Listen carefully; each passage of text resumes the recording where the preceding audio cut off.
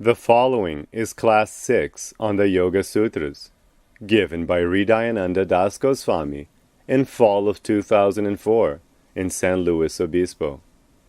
Sutras 217 to 219 will be covered in this class. So the first verse is, which we discussed last time, something should be given up because it confuses the seer and the object to be seen. Again, so this whole section is going to be talking about this essential distinction which has to be made, really in any Indian spiritual system or yoga system, to really get it, to understand self-realization. The distinction between visible, physical things that you can see, like your body, and the seer, the conscious being. So, we discussed this last time, you are a conscious being. And, of course, you have a body. And yet when people see you, they're seeing you as an object of their consciousness. But you're really a subject. You're really a conscious subject. And, we have this sense in our own popular ethics. For example, let's say someone, unfortunately, loses a limb. We have this strong moral sense that it's still a whole person.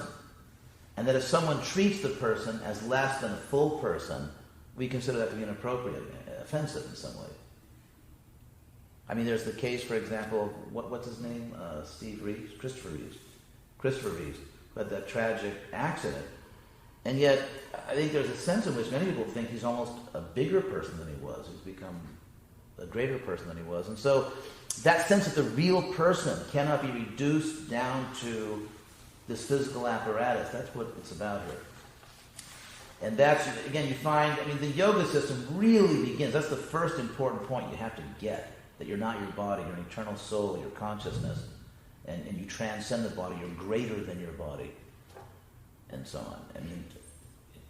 Yes? This is referring to people or persons? Yeah, not only human beings.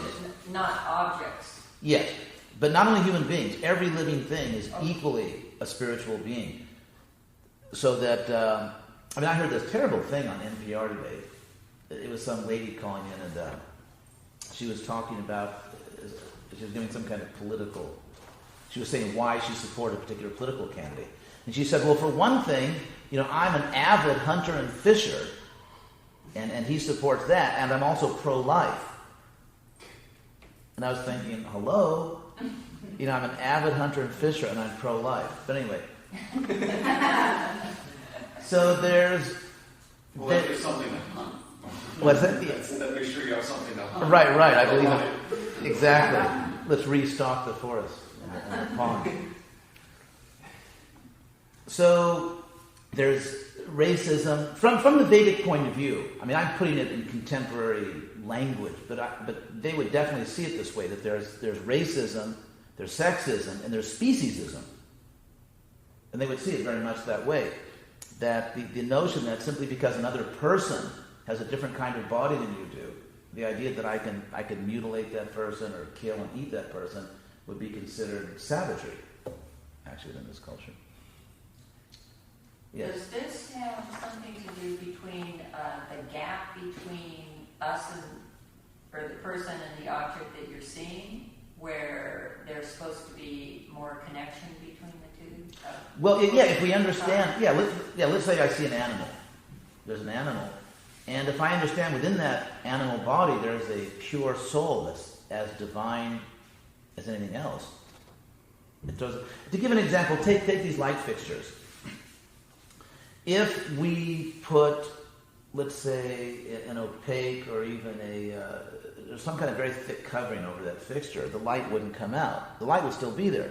Or if you put red glass or green glass or a blue cloth or anything. So we can manipulate the emission of light, but the original light within is the same. And so if we had a red fixture and a blue fixture, and we got red and blue light, it's really the same light, but it's being filtered through different fixtures. In the same way, there's the same pure divine consciousness coming out through different bodies. So it comes out as human consciousness, squirrel consciousness, gorilla consciousness, or Mexican consciousness, or German consciousness, or New England consciousness. Or 20th century consciousness. Exactly. As opposed to 5th and 5th century. It's just the body. It's just the body's a filter, and the whole point of yoga, the whole purpose of this thing, is to get you. That's why you look in, because then you get unfiltered consciousness. Because if you see yourself, if your self-understanding comes from your mirror, whether it's an actual glass mirror or the mirror of other people's concepts of you, Freud's superego. In other words, if you're getting your self-understanding from outside, it's filtered through the body. And so you think, I'm a young guy, or I'm middle-aged, or I'm a sexy girl, or I'm a plumber, or I'm a star. Yeah, whatever. And so the whole purpose of yoga is to take your consciousness at its source, in the soul, and to keep it focused inward so it never gets filtered. You get the full picture, the full, unfiltered, uncensored picture of yourself. And that's, in a nutshell, that's what yoga is about. So, hey, that was a good little Vedic soundbite. So therefore Patanjali says here that you should reject something, you should let go of it, you should give it up if or when that thing causes you to confuse the seer with the seen, the physical object. For example, confusing the body with the self. Or, tragically in this world, thinking that dead things are more important than living things. There's some people that, as we know, cause harm to other people in so many ways to get money to buy dead, physical things.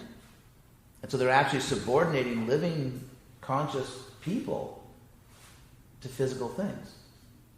So there's all kinds of ways that this manifests. And this is sort of a technical definition for materialism, which technically means considering matter, as opposed to soul, to be the really real. So that's sort of a serious philosophical sense of what materialism is, as opposed to living in a big house. You could still be a very good person, but materialism really means just taking matter to be what's primary. So if we were to talk about Western science, you'd have to talk about it in terms of being materialistic. Mm-hmm. Yeah, because they're almost exclusively concerned with matter. Right. And what's empirical. Exactly. Around 100 years ago in European and American philosophy, as it was in the course of self-destructing, there was an explicit attack on metaphysics. And meta, the Greek word for beyond or after. So metaphysics is that which lies beyond or which comes after physics, physical things. And there was an explicit attack on it. Which, of course, it's like one of those Indian stories where, let's say, some demon fires a weapon and the weapon fails to destroy the enemy, and therefore the weapon has to come back and destroy the person that launched it. That's another topic, how Western philosophy kind of self-destructed in their attempt to destroy spirituality. And that's why hardly anyone in America can name a single living philosopher. Whereas philosophers used to be very prominent members of society. They no longer are. Yes. Yeah, I never thought of that. So name a living philosopher. How about Howard Fresman? Oh. He's dead. He's dead. Dead white male. You're all dead, man. So, I've struggled with this in the past. So, confusing the seer and the object to be seen, Mm-hmm. you're saying we see a person's body as an object instead of the seer and the soul within. Right. And because in the past when I've seen that, it says the object to be seen. Is there, if I'm looking at a candle, is there Right. supposed to be some less confusion. Does that apply also if I'm... Well, in the case of candle, let's start with the person and we'll go to the candle. Okay. So I see you. So therefore you are, in the language of the Yoga Sutras, drishya, literally the to be seen, that which is to be seen, as opposed to drashta, the seer. At least the body. That, the extent to which I can see you, that's drishya, the object. Now, if I am self-centered and selfish and all that, then when I see you, I think either that particular sight pleases me or doesn't please me, or I become attached. I want to be around a particular person because that person gratifies me, or I want to get rid of someone because they don't gratify me. And so I judge people according to their body. I like it, I don't like it, whatever. As opposed to being aware that, wait a second, you are a conscious being. You are as conscious as I am, maybe more conscious, and therefore you are a living, conscious soul. And you don't exist. It's what Kant, if you know the philosophy of Kant, the categorical imperative, to treat people as ends in themselves, not as means to your ends. And that was one of the main points of Kant. And so, if I understand you are a conscious being, then by analogy to myself, which Krishna mentions in the Gita, atmopanyena, by comparison to oneself, one should understand the value of everyone else, by comparison to oneself. As I'm a conscious person with desires and feelings and so on, you must be also. And therefore I have to respect that as much as I respect myself. I have to respect your feelings as much as I respect my own, because spiritually there's no difference between us. And so if I forget all that and just see you as the visible external object, then I begin to see everything. The candle. I mean, for example, take your room where you live. Now, in your room, remember that great Beach Boys song, In My Room? Yeah. Anyway, it's a great song. So, that's on tape now. So let's say you go to your room and you paint it the color you like, you put the furniture in there that you like. Basically, your room you arrange so that it's pleasing to you. Now, that's the way we deal with material things. I light a candle. If I want to light a candle, if I feel like having a candle lit in my room, I light a candle. The problem is that there's one sense in which you, as at least a visible object, as a let's say your persona operating here in the material world, you are analogous in some ways to the candle. I see the candle, I see you. I can touch the candle, I can touch you. You can move a candle through space, you can be moved through space. And so there's a sense in which, although we're souls, because we have material bodies, we obey the same physical laws that the candle does. And there's a tendency psychologically, in a material state of mind, to begin to see other bodies the same way I see the candle and the pillows in my room, something to be used. Something, people are simply there to be arranged in a gratifying configuration. And so we begin to treat people as things, as objects.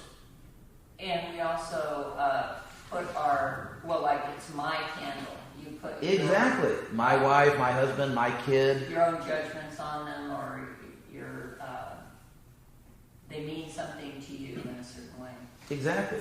For example, let's see, how long ago? I guess it was about 11 years ago, my youngest brother passed away, about 11 years ago.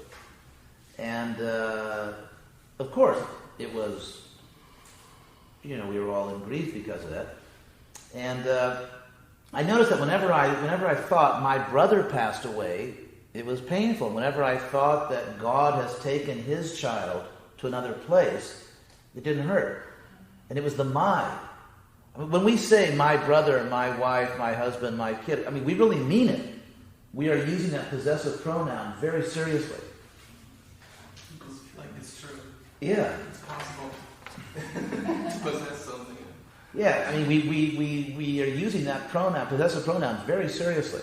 We really mean it. We are emotionally very invested in that notion that it's my whatever.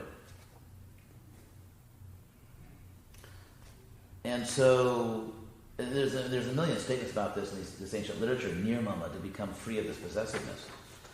So yes, just as you own a candle, and you may, someone owns a husband or wife or boyfriend or girlfriend or a kid. We've all struggled, especially at a certain age, we all struggled with our parents' notion that we were theirs. And we, kept trying to explain to them that... So... And some of them get it better than others, yeah. What's that? I said some of them get it better than others. Yeah. I guess another level is to kind of see your own life as not your own either. Well, that's just possess of your own life and be free there. That's a very interesting point. See, I told you we needed to do. No, that's a crucial point, because you do have the term in Sanskrit, the common term atmavan, which means self-possessed. Literally, one possesses oneself. Self-possessed, atmavan. And so there's a sense in which that's a positive.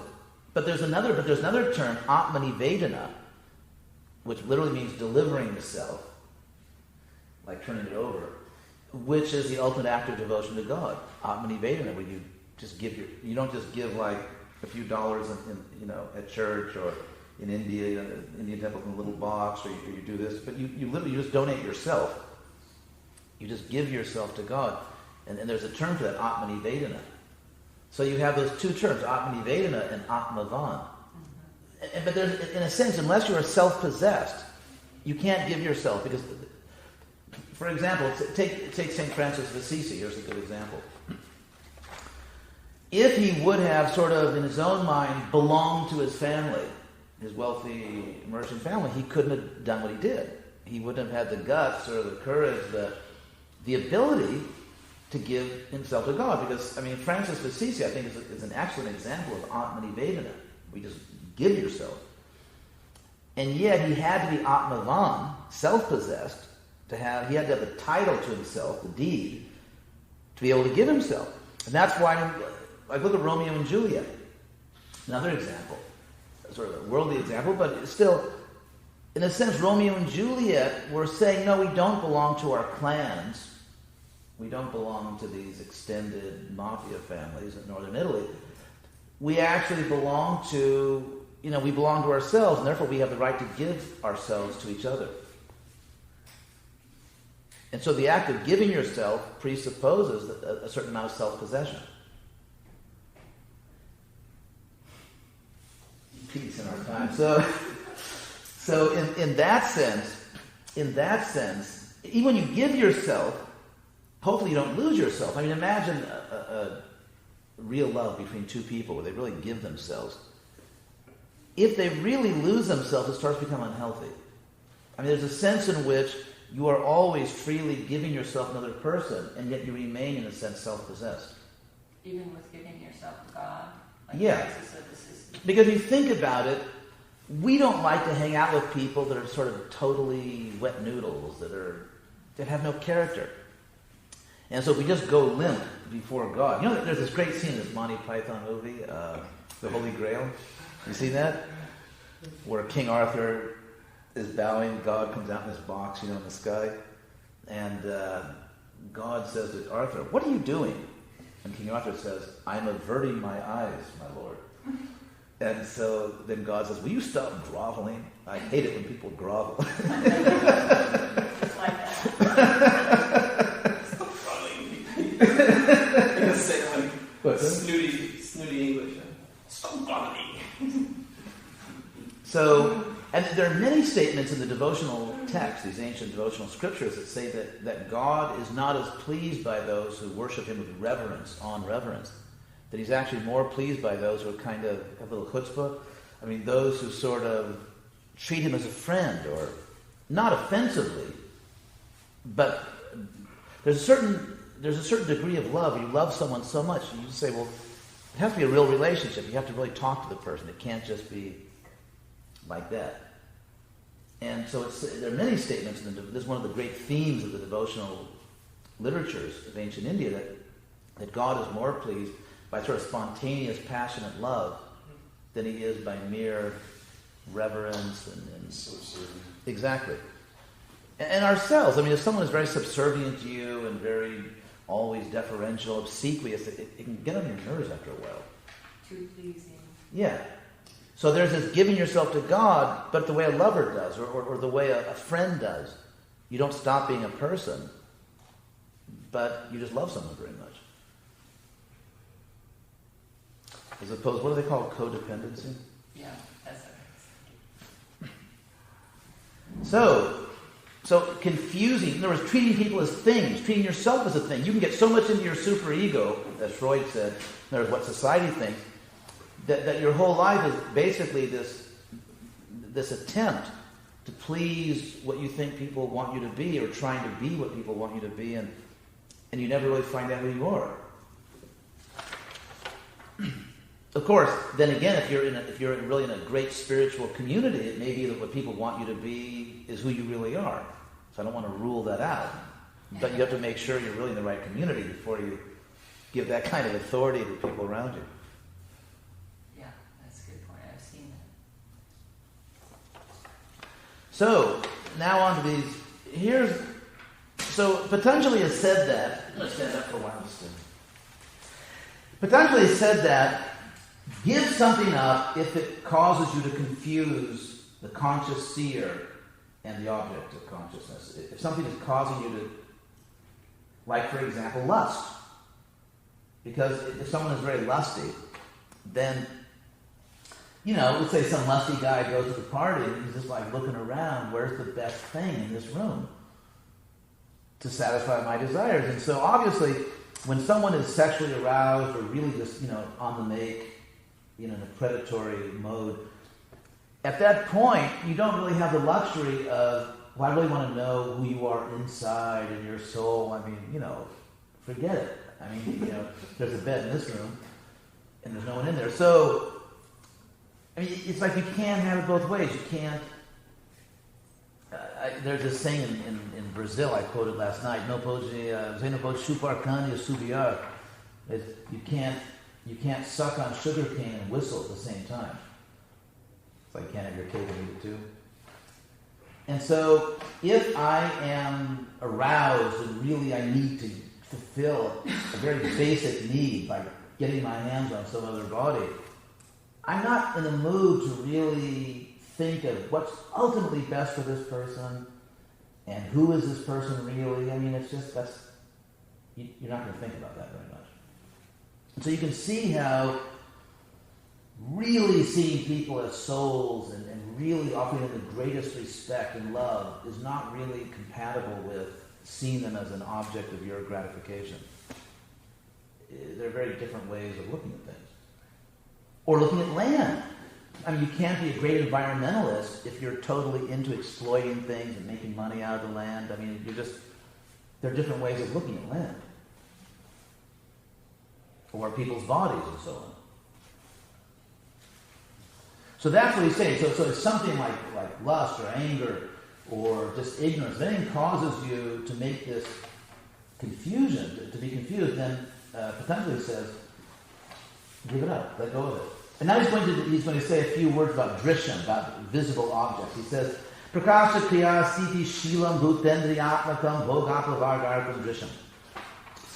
In India, they have this love of classifying things. And in America, we have it a bit too. For everything, there's a list. And so there's a bit of that here. So he says that drishyam, the drishyam it's shilam, the first compound word there. It's shilam, its characteristic is it can be revelatory or clarifying. In other words, it can give knowledge, or it can involve action, or just a state of being.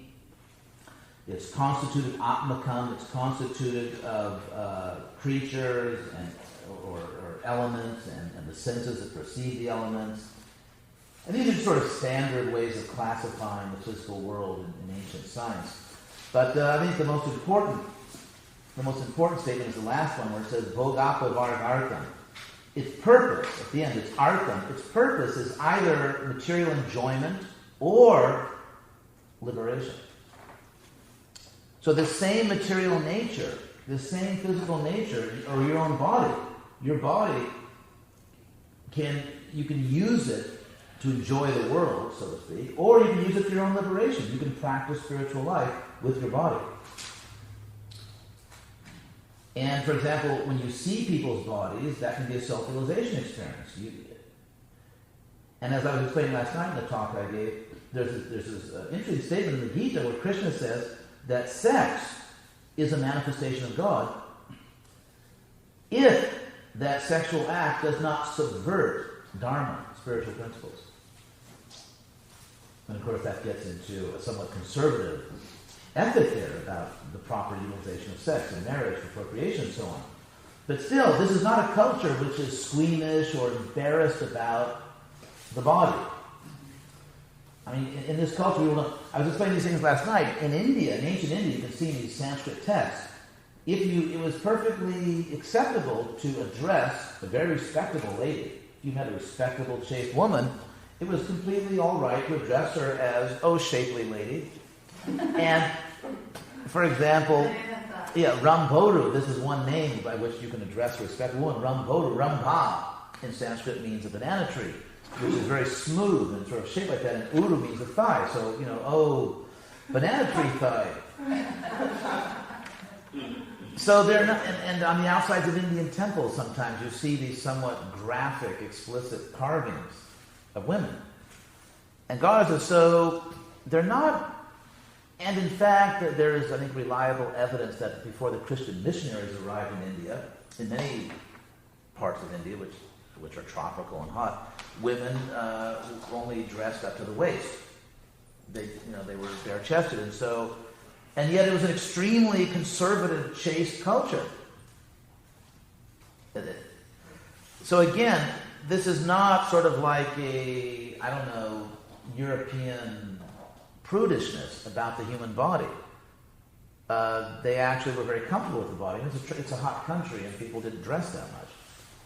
And I've even seen it. I've even traveled on Indian soil and seen where, women are still to this day in villages. They're not so concerned about covering their body, and so they're okay with the body, and but they're very conservative about the use of the body because there's this concern with self-realization ultimately, and not getting entangled in the body and distracted from understanding who you really are. So material things like your body or anything can be used either way. For material experience or for spiritual experience, which will liberate you. And since spiritual experience is eternal and infinite, and material experience is temporary and finite, the sages unanimously voted for the spiritual. Not simply out of a type of prudish piety. Like there's this definition of the priest. A priest is a person who has a deep-rooted fear that someone, somewhere, may be having a good time. And so it was actually what is often said by scholars about Socrates in a statement he made to Callicles in one dialogue, a hedonic principle from the Greek word for pleasure, like hedonist. It was really, in a sense, it was a pleasure calculation. That there's infinite pleasure in the spirit. There's infinite pleasure in God, and therefore it's just intelligent. It's almost like those films we used to see when I was in high school, like Don't Be a High School Dropout. And they'd show Johnny that dropped out of high school to make some quick money working at a gas station. But Bill stayed in school, went on to college, and then eventually Johnny's just putting gas in Bill's big car. Because Bill had the discipline. It's something like that. If you drop out of disciplined human life and go for the gusto, so to speak, go for personal gratification, you get immediate rewards, but you end up, so to speak, in gas station consciousness. And if you don't drop out, hang in there in disciplined, purposeful human life based on wisdom, at the end, you're going to have infinite pleasure. And the person that dropped out to go for the quick fix is stuck there at that level. And will just keep reincarnating at a relatively low level of consciousness. Big responsibility. Oh yeah. In fact, there's one powerful Sanskrit verse that it's sort of stunning. It says that, I remember it, Ahara nidra bhayamaitunam sha samanyametat pashu bhinarana. That as concerning eating, sleeping, defending oneself, and mating, sexual activity. There's an equality of human beings with animals. That in terms of our physical needs, human beings are the same as animals. And then the statement goes on to say that dharmehi tesham adhiko vishesha, but there is a distinct superiority in human life, but that lies in dharma, or in the ability to recognize and to follow spiritual principles. And therefore, the conclusion, it's like a little bit of logic here. Dharmena hina pasubhisamana. Human beings bereft of dharma, in fact, are the same as animals, because they've lost their distinguishing feature. They've lost the only thing which really distinguishes them, which is dharma, or those spiritual principles. And there's other statements like durlabha manusam janma. Human life is rarely achieved. There's all these statements in these texts that there are millions and millions of species of life, and so human life is rare because it's the same souls going through the entire system. So in a sense, if you're a human being, you kind of like won the lottery. If you're a human being, that's considered to be an incredible fortune. And so to get this rare human life, and then to waste it, and to live like an animal was considered to be a tragedy. Because then you have to go back down again. You wonder if the elephants might have the same conversation.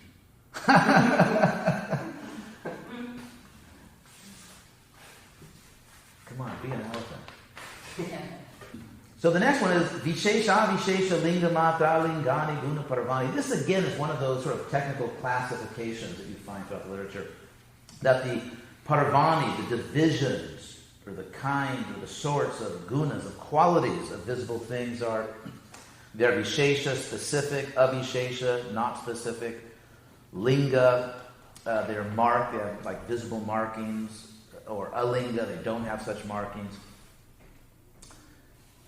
And so there are many technical ways. It's sort of like, if you know ancient science, if you look at, for example, like the Greek approach to science, it's sort of like typical old ancient world physics, just sort of classifying material things.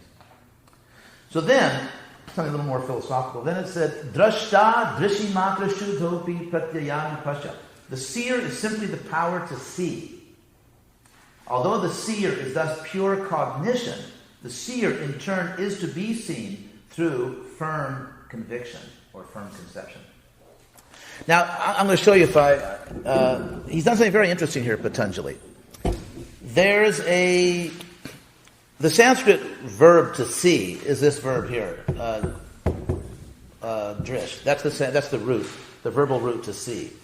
But interestingly, although this word is used in some forms like drishta, seen, or drishtwa, having seen, or drashter, the seer, but to make sort of a regular verb like I see, you see, he, she, or it sees, we have seen, we will see. In other words, the normal conjugations are made in a different way. For example, pashye means I see, or pashya see, you see. And so this pasha stem, it has a different stem when you actually, it's a sort of a very exceptional verb in that sense. And so because Patanjali is speaking about drashter, the seer, and drishya, that which is to be seen, the object, and here he wants to say that it's possible to see a soul. Not in a material sense, but spiritually, we can see each other if we're in the right consciousness. When you actually come to pure consciousness, you can see souls. You can see yourself. And so therefore, he kind of uses this exceptional root, and he says that the seer also is anupashyaha instead of drishyaha. So and anu, which means to follow, I translated in turn, and pasya is to be seen. But to distinguish it from a material visible object, he's used this sort of exceptional form of the word. So I guess you have no Sanskrit to catch that. But he wants to say that the soul can also be seen in pure consciousness, but he wants to make clear it's not a physical object. And so this is a very important point, that souls, or even God, the Supreme Soul, they're real objects. I mean, you can really see souls. But souls are made of, if you want to use that term, spiritual energy. And this point is brought out very clearly in Sankhya philosophy, which the Yoga Sutras are based on, and also in the Bhagavad Gita, that there are basically two kinds of energies that exist. And God is considered the energetic, the Shaktiman. Shakti means energy. Shaktiman, the one who possesses the energy. That's God. And we are Shakti. So there is Parashakti, the superior energy, and the Aparashakti, the inferior energy. The superior energy is the living, conscious soul. The inferior energy is the non-living, unconscious, like this. I mean, do any of us think that this marker really has ethical, like moral rights or something? Yeah. How does the gross fit in? The gross? Right. The gross body, the gross... when you Oh. think of the soul as one is the opposite to gross? Well, gross in this sense that if you look at matter, the inferior, non-living, interestingly, non-living energy, it includes certain cognitive elements.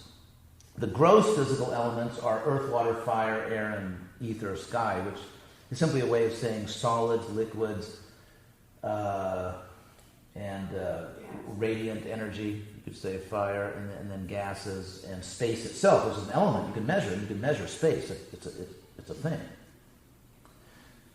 And then, so those are the gross elements because they can sort of be perceived with the senses. And then there's the subtle elements like the mind and intelligence, which are, so to speak, cognitive coverings of pure spiritual intelligence. The idea here in the yoga system, and this goes for across the board, all the different yoga paths, the philosophy behind it is that as souls, as pure souls, we are conscious. We have mind, we have spiritual intelligence. But when we come into a material body, the soul is covered by the body, not only physically covered, but there's a psychic, a cognitive, subtle, called the Linga Sharira, the subtle body, which covers our original spiritual mind and spiritual intelligence.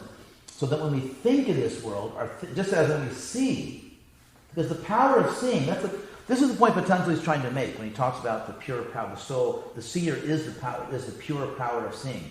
What he means is that as a soul, as a conscious soul, to be conscious is to have the power of consciousness, which includes the power to see. That's one of the powers of consciousness, seeing, hearing, reasoning, and so on. And so the power to see, sight itself, is spiritual, it's not material. But when we're in a material body, we see through physical eyes, these organs called the eyes. We hear through the ears. But if you go within, the original power to hear, to see, to touch, to smell, to taste, the power to reason is actually coming from the soul. And it's being conducted through the body. It's like imagine electricity being conducted through a wire. The electricity is different from the wire. So the body is conducting consciousness, according to this system. Which, by the way, refutes this extremely naive argument that is put forward quite confidently by modern materialistic philosophers to prove that consciousness is simply an epiphenomenon, a product of the physical body. You have these sort of diehard materialists. I mean, I've heard this at philosophical conferences, and one of the arguments they give, which they think is just a great argument, is that in neuroscience, if you mess around with the brain, touch it in different places, you affect consciousness. Well, guess what? If I jiggle the wire, I affect the light that comes out at the other end. So if you mess with the conductor, you obviously affect the transmission of electricity. There's something just not bright about materialism. But anyway, so that is the philosophy behind it. That consciousness, with all its different faculties and abilities, seeing, hearing, tasting, touching, smelling, reasoning, is spiritual. It's coming from you, from the soul, but you're doing it through the body. So the soul can move. The soul has the power of movement, of running and flying. But now we move through the body, which actually very much hampers our movement. Because a pure soul is just like, can do anything. And certainly we reason, we see, we hear, but through the body. It's kind of like, what was that movie based on that novel, The Man in the Iron Mask? Did you ever see that? think, isn't it? Crystal. Yeah, by the same author, I think.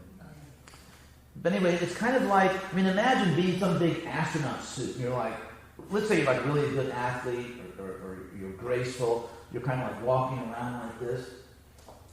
In a sense, that's what the soul is doing now. We are pure souls who have fantastic powers because we're part of God. I mean, imagine our spiritual gene pool. So if you take this seriously, as stated in the Gita, in fact, the word Krishna uses in the Gita is angsha, which in Sanskrit means a part, like an integral part. We are part of the existence of God, and therefore we have unimaginable powers. And yet, now we're kind of in this thing, and that's why we use the body, we honor the body, we take care of the body. We actually, it's a gift. The body is a great gift. The body is an instrument by which we can achieve perfection. We just aren't the body. Yes. I remember reading something once that was talking about how difficult it is for a soul to be contained in a body. And that explained a lot of nonsensical human action. Was this, that the soul was so frustrated in its containment at times. Right. And we actually, that's a very good point, we try to overcome those limitations materially. I remember the days when people used to dream you could put a little rocket pack on your shoulders and fly. And because the soul can fly, souls actually have total freedom of movement as souls in a spiritual atmosphere. Souls are all-knowing. Souls are incredibly beautiful. Every soul is almost unimaginably beautiful. And we're trying to regain that spiritual nature materially, cosmetic surgery, skydiving. We're trying to break through the limitations. That's what America's all about, trying to break the limitations, trying to free the soul, but materially. Now, the body is gross, but the mind then is more subtle. Yes. So is that a little closer to the spiritual self? In a sense, yeah. And that's why Patanjali begins by defining yoga as control, getting control of the mind. It's like if you control your car, I hope if you have control of your car, then you can drive it, then it's actually useful. Yeah, if you lose control, so unless someone has control of their mind and body, it's not going to be much use to you. How do you control your mind? That's a good Coming to class. So how So do that's spiritual practice. And we'll talk about that. Yeah? how do we really know we have a soul? Excuse me? How do we really know we have a soul? You have to be interested in finding out. For example, George Bush didn't know that other countries exist until a few years ago. What is it they... I didn't know anything in Texas existed. They said when he was running for president, they asked him if he could name any world leaders, and I don't think he could name any. Now he knows some because we won't talk about it. We won't go there. But. So, yes, you can know. You can know by direct experience, because consciousness. Take Descartes for example. René Descartes, good guy. Descartes did something very radical for the 17th century. Because the 17th century is sort of like the last... Europe was very much a Christian realm. Especially early 17th century, it was very much a Christian realm. And the world was changing. There was globalization going on because of the age of discovery and people traveling around the world. And that's a whole thing in 17th century European history. But suffice it to say that in the 17th century, Europe was still very much a Christian realm. And for Descartes to say, okay, I'm just going to sit down and say to myself, I don't know anything for sure. That was very radical, because you were supposed to know whatever the church told you. Of course, there were several churches in Europe by that time, but to say, I'm going to begin my philosophical inquiry by assuming I know nothing with certainty, that itself was very radical. But then, he came to the conclusion that there's something I cannot doubt. And that is that I exist, because cogito ergo sum. I'm thinking about this, therefore I must exist. If I say I don't exist, the mere fact that I say it proves that I do exist. He said, I cannot deny that I'm thinking, I can't deny that I'm conscious. And if you think of the nature of consciousness, how many pounds does it weigh? What color is it? What's its texture? Consciousness itself is not a physical object. And so if you just, instead of being conscious of everything out there, just kind of think about the fact that you're conscious, you'll be led to conclude, as Descartes was, that you're not a physical, that ultimately you're not a physical being. Because the only thing we really know perfectly about ourselves is that we're conscious. Even if you say we're deluded, like for example, let's say I'm not really this body, let's say I'm in a laboratory, like Descartes said, what if the world's ruled by an evil genius that just makes us think that all kinds of things are true? Like that we're even in a city called San Luis Obispo. Some evil genius is just manipulating us in that way. Even if that were true, as Descartes said, you still could not deny that you're conscious. No matter who is deluding you in whatever way, you can never deny that you're conscious. And therefore you cannot deny you exist, and you cannot deny that the essence of you, the one thing that you know for certain, is not material. Even though you're conscious of material things, the only thing the thing you know best about yourself is not a material fact. So you're saying even if there is a matrix kind of thing going on, exactly, you still have consciousness, even if it's misplaced given the physical surroundings. Exactly. Even if it's a terrible world where you're forced to sit there and see bad movies. So the one undeniable fact about you is that you're conscious, and that's not a material fact, even though you're conscious of material things. Does this next? But that's different than saying you're not necessarily bringing this I think that for it. Well, you do exist because you're conscious. If you say I don't exist, but the fact that you said it shows that you do exist. There's this very powerful statement Patanjali is making here, 220, that the drashta, I'll translate for you literally, the drashta, the seer, drishi matra, is seeing only. Matra is a way of saying like just that much, is sort of like, is simply seeing, or the power to see. Shuddha api, even though pure, shuddha is pure. Even though pure, in other words, just this pure consciousness, that seer is anupasya, is to be perceived, to be seen in turn by pratyaya, which can mean a direct cognition or conviction or faith or conception, that there is a way to see the soul. You can see yourself as a soul. But you, again, if I'm attached to my body, and here it gets into the thing about the body.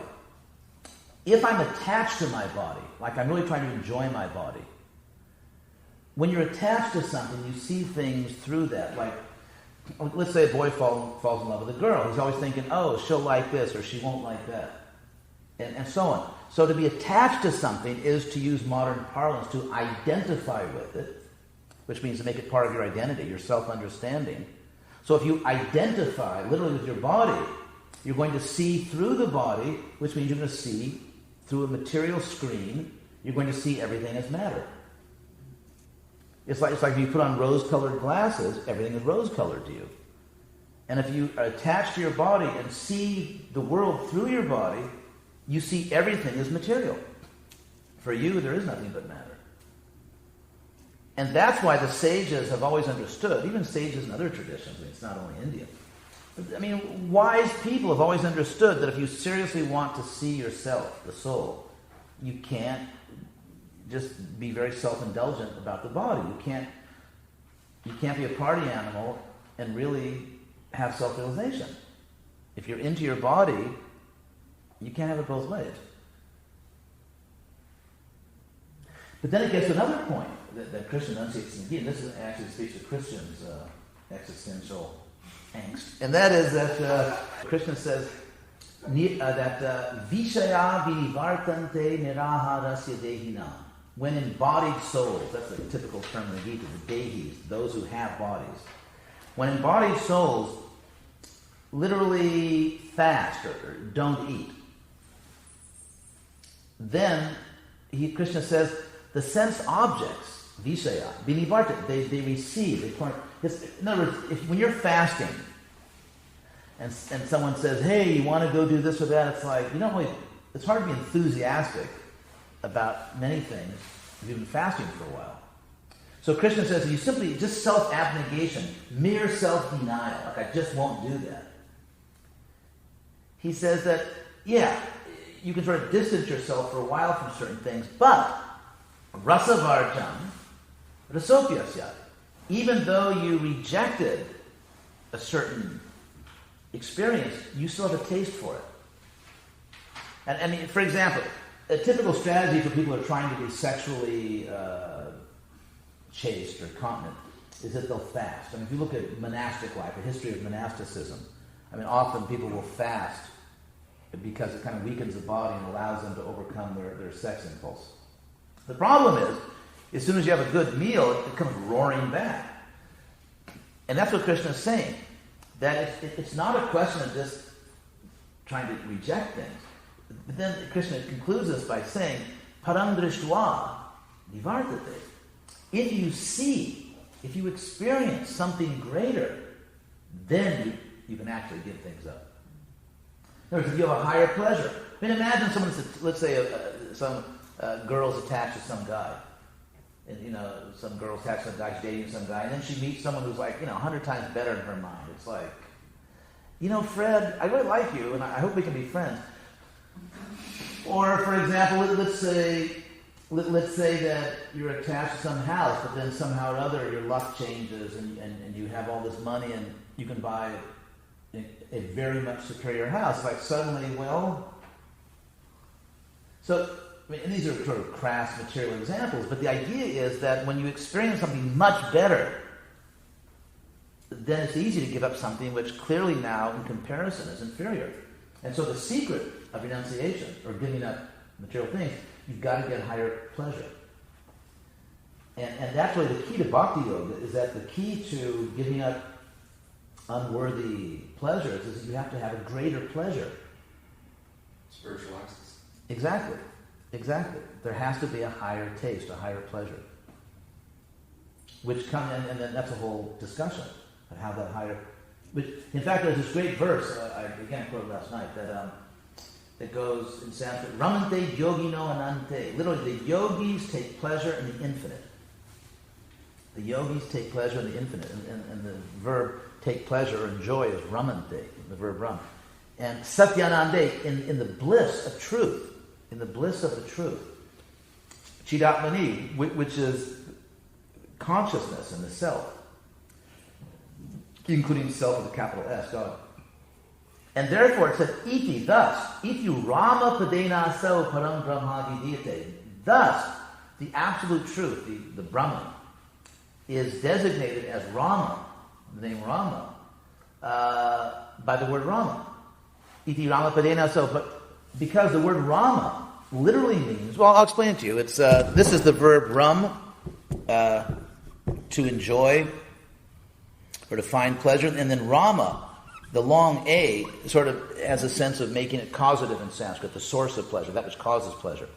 And so it's saying that Rama, because the yogis enjoy in the infinite, and because God is infinite, therefore the yogis enjoy in God. And that's why God is called Rama. God is everything. So. Step outside. So the word Krishna, for example, another word, Krish, this root means to attract. To attract.